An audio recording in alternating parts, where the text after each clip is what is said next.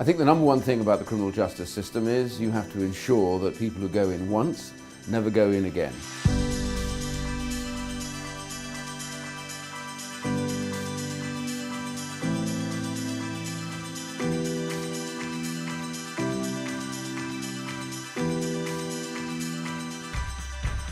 I had quite a rough childhood. My mum was a crack addict and my dad wasn't around. The only father figure I really had was my mum's partner, who was a huge drug taker. He'd take absolutely everything. Because I was always in an environment where there was drugs. In 2015, got into a little bit of debt because of selling and taking drugs and needed a way to get out of it. And my way to get out of it was to commit the crime that I actually did, which was a robbery. It was supposed to be quite easy to just, sort of snatch and grab rather than anyone get hurt in the process. Unfortunately, it didn't go that way.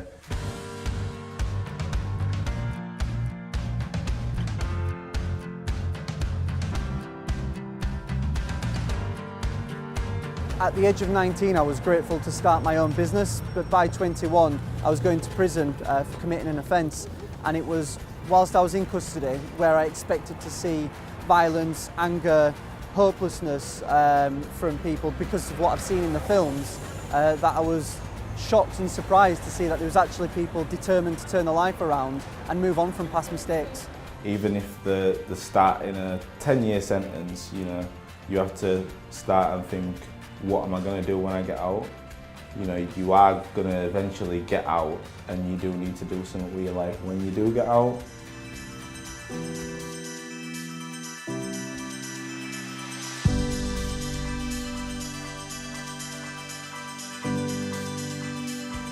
So it's crucially important for prisoners to develop skills and education so they can get a job on release. And we know that the way that we get someone to be much less likely to reoffend is about them having a purpose, as well as a place, as well as people. Most times, prisoners can't read and write properly, so they can't go out and apply for jobs. We need to sort that out when they're there. So ending reoffending isn't just about telling them to stop doing it, it's about changing their lives so that they can go out and then change their own lives. We need to be responsible and be rehabilitating those people going into custody, because they are going to be released, they are going to become our neighbours, and we would rather them be contributing members of society than going back to prison.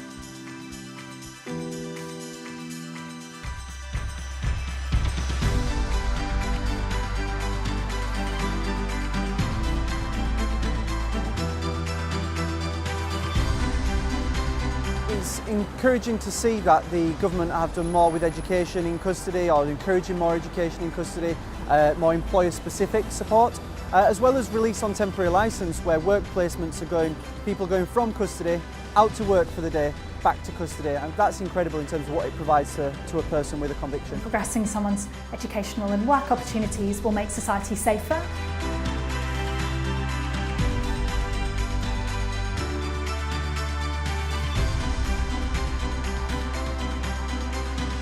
My job is to mentor and support ex-offenders and people who've been through the prison system. Because I've done some bad stuff in my life, I think if I'm able to give a little bit back to people and maybe just help someone down the right path, even if it's one person or 1,000 people, that's me giving a little bit back.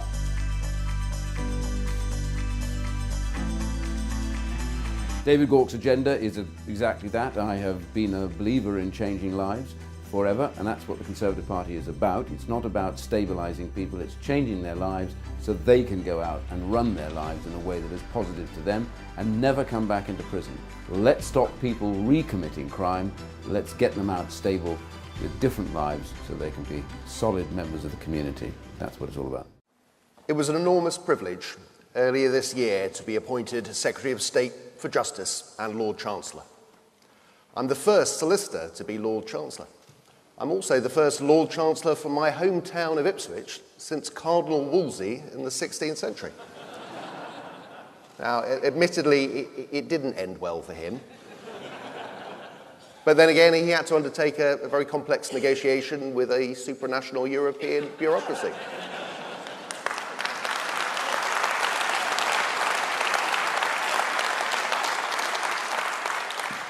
Glad I don't have to do that. Being Justice Secretary is such an honour because of the type of country we are. We are a country governed by the rule of law. We value the role played by our independent judges. Our individual liberty and our economic prosperity are reliant upon the fact that that is the type of country we have long been, and that must continue to be the case. Now, this shouldn't need saying, but when a shadow cabinet minister celebrates the law-breaking militant tendency council that brought Liverpool to its knees, and a Labour MP calls for an illegal general strike, and in response the shadow Justice Secretary stands up and claps, we need to make the case for mainstream values and the rule of law.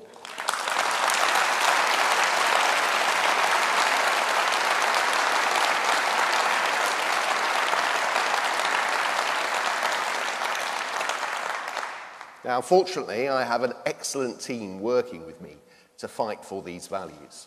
And I'd like to thank my ministerial team, Rory Stewart, Edward Arger, and Lucy Fraser, for the fantastic work that they do. And our whip, Amanda Milling, and PPSs, Peter Heaton-Jones and Ranil Yarawadna, provide fantastic support in the House of Commons. And in the Lords, we have an outstanding team in Richard Keane as our spokesman and Charlotte Veer as whip. Thank you all.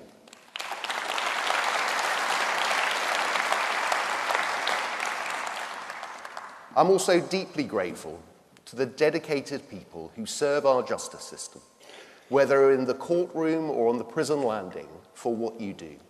Whether it be prosecuting or defending the accused, supporting victims, protecting the public, or rehabilitating an offender, our country depends upon you. Thank you.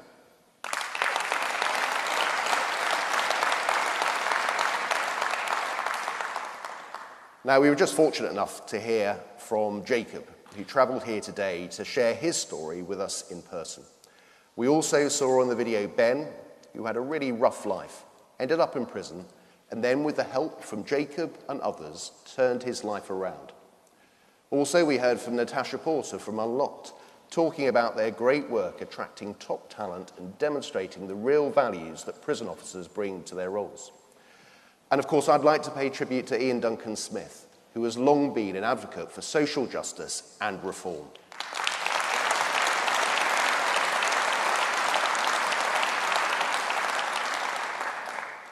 Now, we want everyone to have the opportunity of a good life, and that means being able to go about their lives free from crime. Jacob and Ben both ended up in prison, despite their different backgrounds, and both of them had a choice when they were released: return to crime or contribute to society as law-abiding citizens. We need offenders to make the right choice, to reject a life of criminality and take the opportunity to work, accept responsibility, and be part of society. Reforming the way that we get offenders to do that is my mission, and what I hope defines me as Justice Secretary. Getting prisoners rehabilitated will reduce crime and ensure there are fewer victims of crime in future. It will also cut the £15 billion cost that reoffending has on society. But to do that, we also need to deal with some very real challenges facing the prison system. That's why this summer we announced £40 million to tackle the violence in prisons that is fueled by the drugs trade and fight the use of illicit mobile phones by gangsters on the inside. We have increased prison officer numbers by 3,500, and we will continue to recruit more.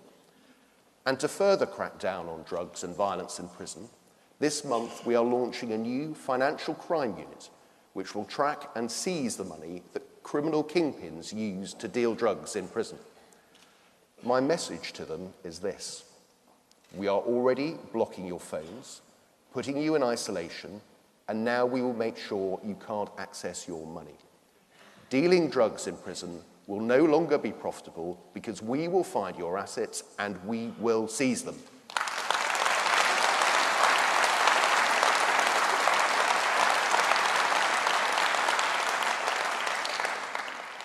Our criminal justice system must protect the public and punish offenders.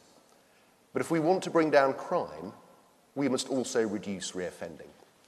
That is why I launched the Education and Employment Strategy, which will expand opportunities for offenders to get education and skills training and work experience so they can get a job when they get out.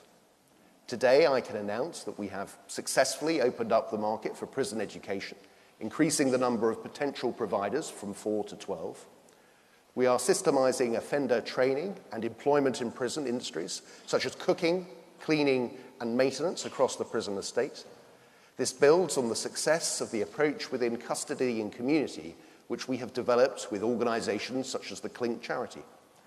And we have agreed a formal partnership with the construction industry, led by CITB and Lend-Lease, to fill skills gaps in industry and help more prisoners do a working day during their sentence and find work on release.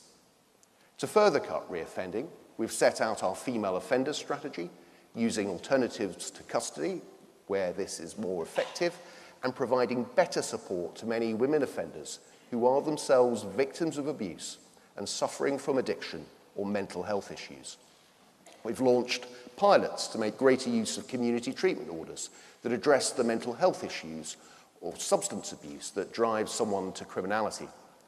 And we're making it easier for prisoners to keep in contact with their families by allowing access to number-restricted in-cell telephones.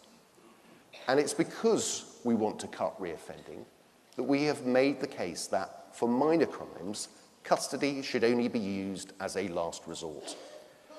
Reoffending rates for those on short sentences are higher than for the community alternatives. Short sentences are disruptive.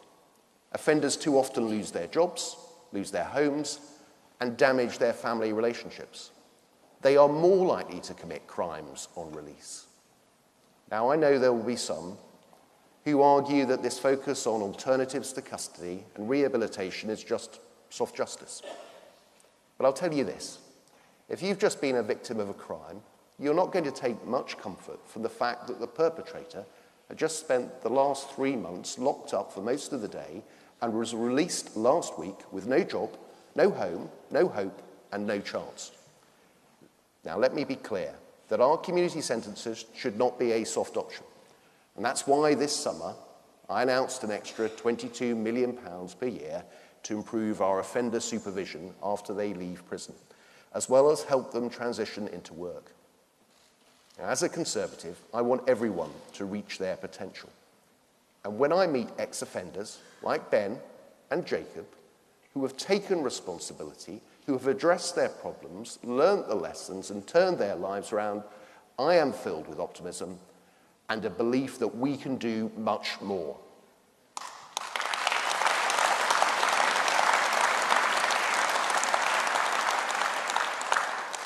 We have a duty to help turn around the lives of those who accept their responsibilities and do the right thing, not just for their sakes, but for the sake of society as a whole, to reduce reoffending, to reduce the number of victims in the future.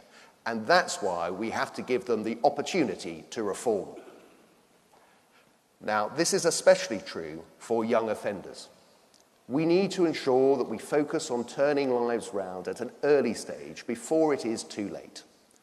And that's why we're improving the skills and training for those working in the youth justice system, including getting more graduates into the system by expanding the excellent Unlocked scheme, and giving governors greater flexibility as to how they commission youth education contracts.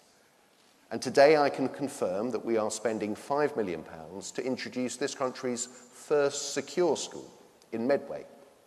Secure schools are a radical new concept that places education and healthcare at the very heart of youth custody.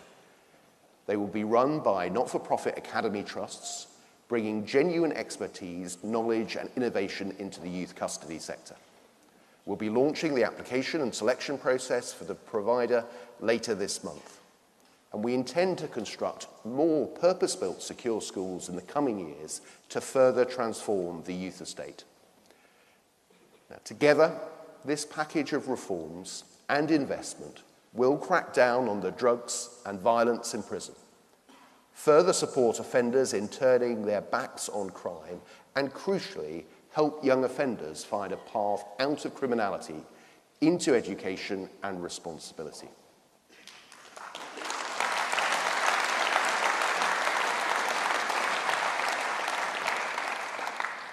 The problems won't be solved overnight, but if we refuse to be deflected, if we stay focused on our vision, if we are driven by the evidence and prepared to be bold, if we are willing to embrace reform, this is an agenda that can turn round lives. And this is what we will deliver. Thank you very much.